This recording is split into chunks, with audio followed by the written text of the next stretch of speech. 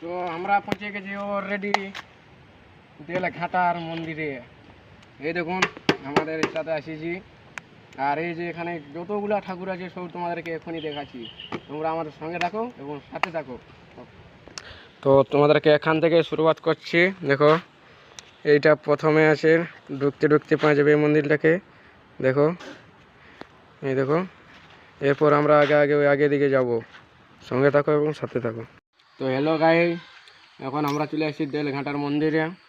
তো এইখানে যে কত কি আর বলবো মন্দির আছে, এগুলো সব তোমাদেরকে ঘুরে দেখাচ্ছি। চলো আমার সঙ্গে সব।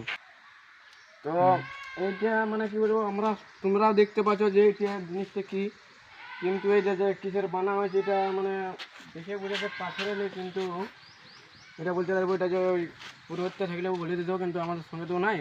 তাহলে চলো এবার আগের দিকে চলো। চলো তো সঙ্গে দেখো দেখো এখানে যতগুলা মন্দির আছে সকল তোমাদেরকে ঘুরে দেখাচ্ছি আর কি। তোমাদের জন্য এত দূর আমরা চলো পুরো এসেছি গোবিন্দপুর থেকে, চাকুলটোর গোবিন্দপুর থেকে এসেছি। তো দেখো আগে দেখি কি আছে সব তোমাদেরকে দেখাচ্ছি, আমরা সঙ্গে থাকো। তো এখানেও একটা মন্দির দেখাচ্ছি আর কি, চলো আসো এটা দেখালো কি ব্যাপারে।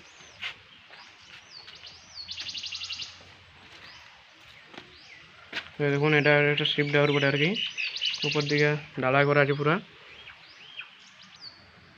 তো দেখুন এখানেও একটা বড় মন্দির আছে আর কি, এটাও শিবের বটে, কিন্তু এটা ভিতরে কি জিনিস তোমাদেরকে দেখাতে পারবো না, ওটা জন্য বাইর থেকে দেখা নিচ্ছে আর কি। এই দেখো এদিকেও বহুত কি বলবো, এটা একটা ঠাকুর আছে, এটা তোমাদের সব দেখাচ্ছে। এখানেও শিব বাবা পড়ে, দেখো এটা একটা শিব বাবা পড়ে, একদম পুরো ঢালাই করা আছে, এটা পুরো বড় মরা আছে পুরো আর কি।